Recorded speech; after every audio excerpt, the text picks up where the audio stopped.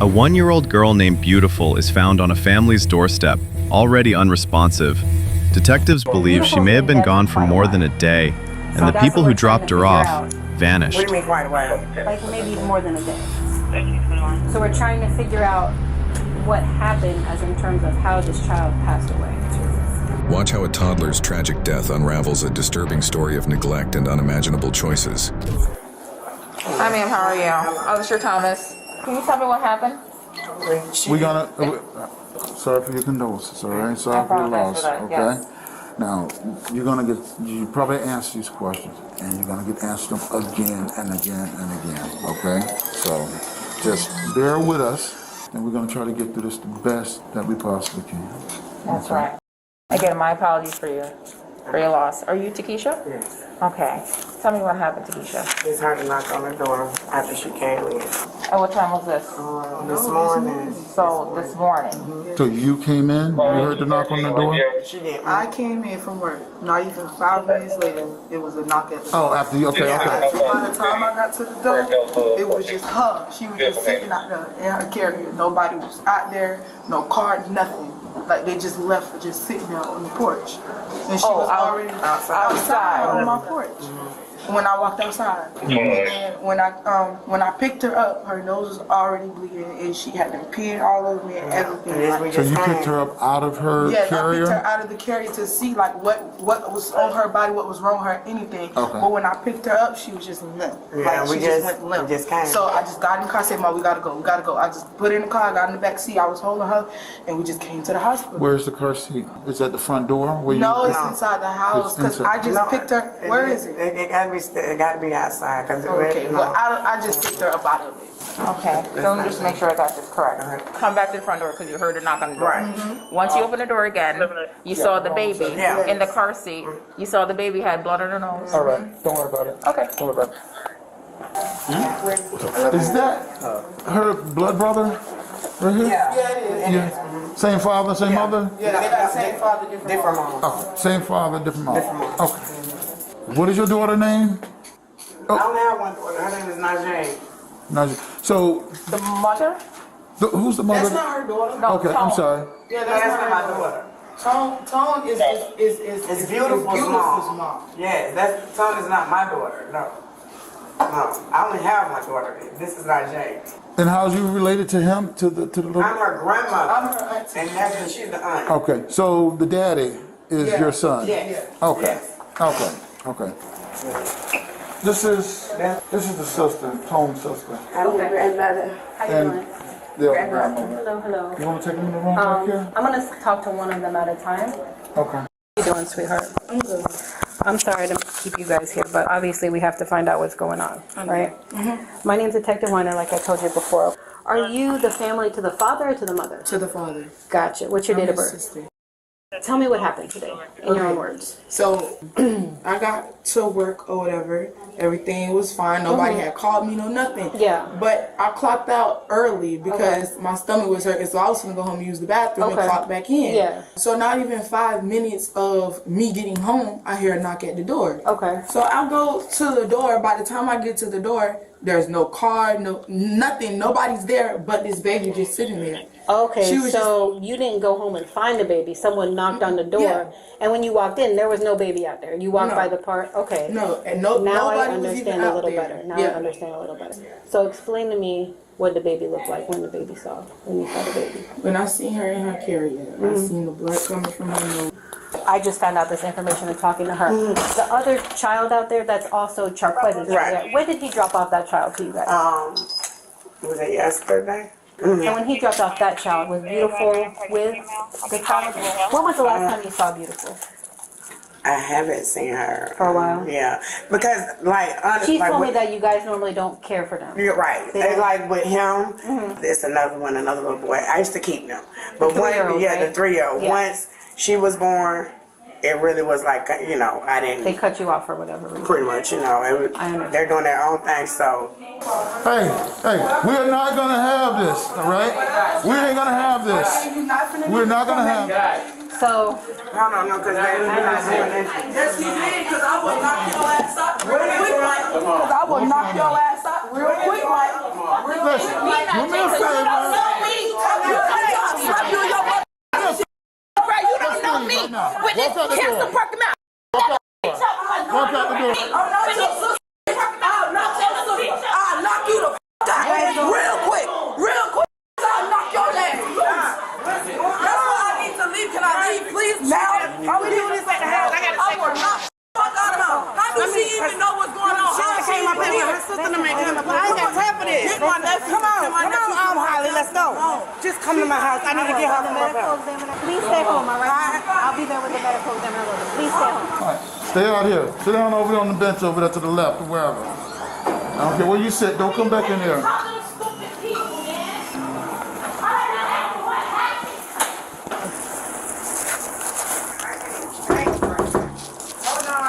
Okay.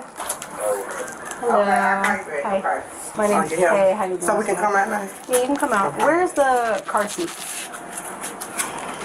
Yeah, take a picture of the car thing. Yeah, I think they're gonna take the car seat. Yeah. So the other child, what's the child's name? Sade. Oh, Ciari. Ciari. Ciari's been here from yesterday, right? Yeah. And she hasn't left. He, I'm sorry. he hasn't No, left. he's been with me. Okay. He's been with me. I understand. Have you been able to contact your son? That's what still trying to do it. Okay. I don't. And the child was never inside, right? No. Okay. Is Auntie still here? No. She left? She had to go get her baby. She had to get her baby. Her daughter. Okay. So can you just explain for us in the medical examiner what happened when you came outside? Once I came out, I just got the keys and shut up. Where was the baby? No, right here. Right Baby here. was in the car seat when you saw the baby. No, Najee had them picked up by then. Okay. But where was the car seat? Right here. On the chair. Yeah. Just like that. Yeah. Okay. Was it facing that direction? I can't remember. Honestly, I can't. Everything went moving too fast. Once I seen the coloration was, I can't remember. And the parents haven't been in contact with Ciari since the What? child's been here? No. Since yesterday, okay. No. So I'm going to tell you what the maternal aunt knows. Okay. So apparently, Tony and Sharquez knocked on their door this morning. Okay. Banged on their door. They entered the door. I'm sorry. Tony, Latonia, that's her full name, told her, Sire, what's the name? Ciari. Ciari gave beautiful heroin. She's dead. And then the sister asked, where is she? And they said St. Mary's. That you brought her to St. Mary's. So I'm just making sure that Ciari was nowhere near this beautiful to give her heroin or anything like that. He was here yesterday. Okay. Yeah, he was here But yesterday. he spent the night. Right? Yeah, he spent the night last And he's night. here right now, right? He's right now. And he hasn't been with Tony or around beautiful. I mean, I don't know before then. I mean, he was before then. Yeah, okay. before then. So when did he come here yesterday? Yesterday. Damn. I'm sorry. It's very Was it? Hold on. What time it was? Maybe like 9:30 in the morning. It was in the morning. It was in the morning. So when they dropped Ciari off, who dropped them off? Sharquez. Was Sharquez alone? Yeah. What did Sharquez say to you? Nothing. He was like, "I'm get your grandchild." Okay. So is that normally what he does? He brings the baby over. How often do you watch? I watch, like I told you, I don't really watch her. Yeah, but you I've watch always Ciari. been in his life, yes. Okay. No, I mean. So does he normally let the baby spend the night over here? Okay. Yeah. I'm just trying to see if it's something like out of the ordinary. No, it's not. It's not Okay. with him. So you didn't think anything? No, about it. I mean, it's been my grandchild. Because that's why I'm telling you, unfortunately- with the younger one. Beautiful's been dead for quite a while. So that's what we're trying to figure out. What do you mean quite a while? Like maybe more than a day. So we're trying to figure out what happened as in terms of how this child passed away. I know it's a lot for you. I'm just trying to tell you the information so we can kind of work together to figure out what happened. You understand? So you got Ciari at about 9 o'clock yesterday, right? Okay. All right. It's okay, sweetheart. No, it's not. I know. It's not. Let me call somebody. I know. So DCF is going to come as well, just to make sure that everything's okay with the other child. I'm really sorry about everything that happened. I know it's very hard. But we trying to figure out what happened, just like you guys are trying to figure out what happened, you know? And the other family, too, at the hospital, they didn't know what happened. They just heard that the baby got heroin from Ciari. So they're going in there not knowing what happened either. So that's why I think the issue between you guys happened. Just because a baby's dead and nobody knows what happened. So that's the problem. Yeah. But Tanya and Sharquez has not made contact with him, have not come over here, have not spent any time with them here. Okay. And you never brought the baby inside the house. You just brought him straight to your car. What car was it? This red car right here had to go. I know. I just need to make sure for our purposes. It was not. I looked at her and it was not right. Yeah, I know. It wasn't right. Was her eyes closed when she was? It had to be. Okay. Because when Najee screamed and Najee was holding her, I just seen the discoloration. Yeah.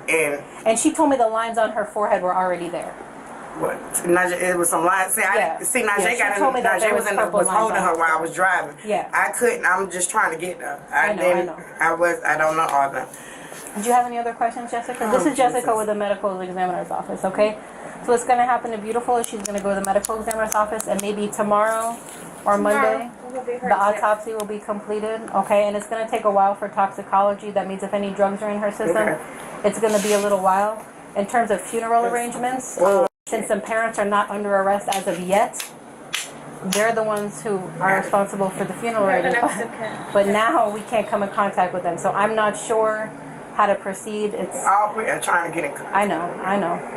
And we is trying to get. Yeah, I know. Listen, it's not you guys who did anything wrong. Obviously, they are the ones responsible for what happened, and for whatever reason, they let this baby out here like it was trash, and that's not right. They're not arrested. They have 30 days. Okay. Oh my God. Bravo, Dennis Bush. He's advised on a White Mills Lane. But the other grandchild is with the maternal aunts. Okay. They dropped them off this morning when they told them about Beautiful. So they probably went somewhere to run because they're scared. That's what I'm thinking. No, you can take it down. That's what I'm thinking. Because they're not I'm gonna make it worse. I know. You need to let them know that. If it was an accident, they need to come and talk to me about the accident. Jesus. She cold. There's nothing else. You guys did nothing wrong, okay? They're gonna talk with you and all that stuff, okay? I'm very, very sorry for your loss. It's gotta be very heartbreaking for you. And I don't know what your son was thinking, but this is Stephanie with UCF, okay? She's gonna talk with you. Sorry for your loss.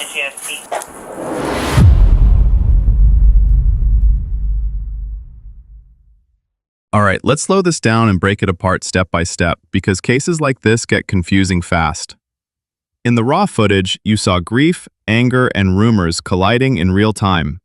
But behind all that noise, investigators are focused on one thing: a clean timeline. Who had Beautiful when she was last seen well, and what decisions were made when she started struggling? And stay with me, because the most revealing detail in this case isn't the argument at the hospital. It's the moment someone admits why help may not have been called. Here's what we can responsibly lay out based on statements in the video and the later summary. Timeline point number 1, the knock. Early in the morning, someone knocks on a family member's door. When they open it, no adult is there, no car is visible, just Beautiful and a carrier. Timeline point number 2, her condition. She's described as unresponsive and limp, with blood at the nose. Family members panic and rush her toward medical help immediately. Timeline point number 3, the hospital and the conflict. At the hospital, more relatives arrive, and before anyone has verified facts, the room fills with emotion and blame. Police step in because the situation is escalating. Timeline point number 4, the early estimate. Investigators tell the family Beautiful may have been deceased for more than a day.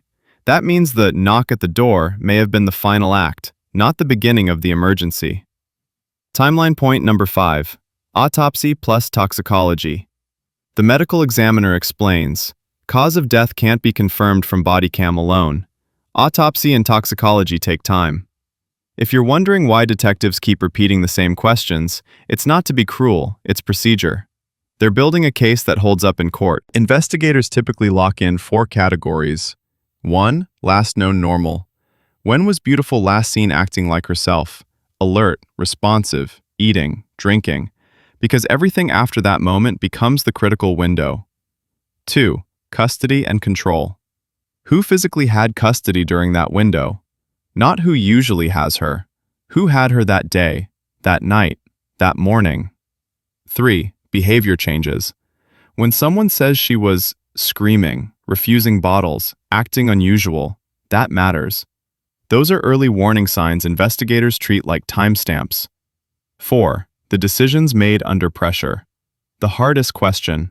When the baby looked wrong, Who chose to call for help? Who chose not to? And why? Because if the emergency was visible, then the next question is devastating. What stopped them from calling 911? One of the most dangerous moments in the footage is the rumor that spreads inside the hospital, claims that another child gave her drugs. Let's be very clear. In scenes like this, people repeat information that is unverified, and it turns into a target. Detectives can't ignore rumors because sometimes they contain a clue, but they also can't accept them as truth without verification because rumors can destroy the wrong person's life and derail the investigation. That's why police immediately start doing basic verification.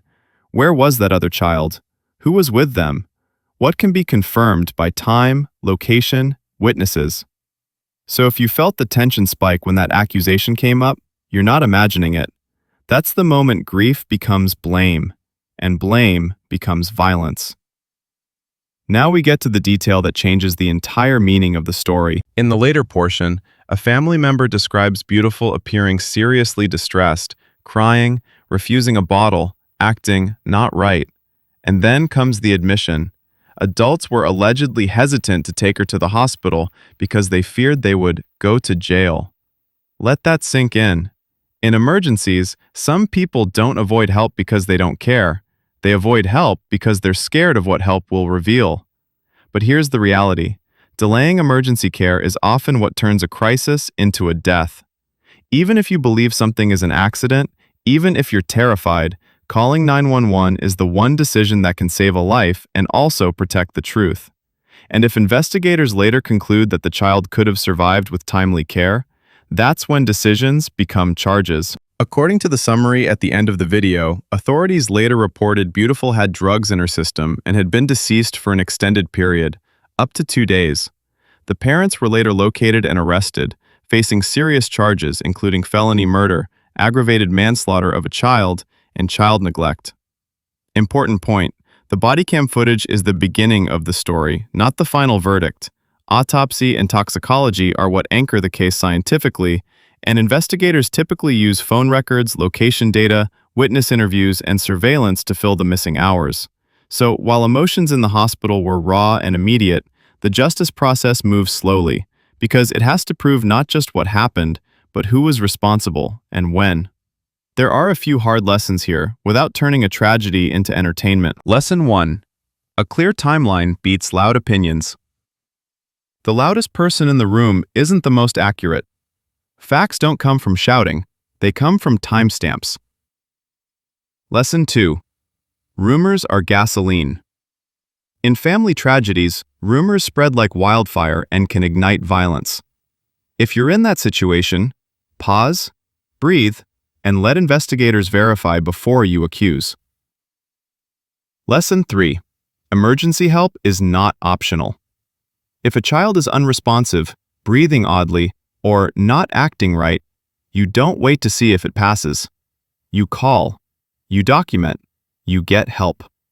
Because if you delay, the question becomes, why didn't you? Lesson 4. Fear can't be the decision maker. Fear of consequences can push people into the worst possible choice: hiding, running, avoiding hospitals.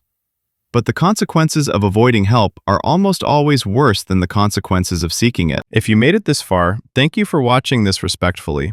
If you want more breakdowns that focus on timeline clarity, investigation logic, and what bodycam footage actually shows, hit like. It helps the channel more than you think. And subscribe if you want the next case, because we're building a series where we separate emotion from evidence without losing the human side.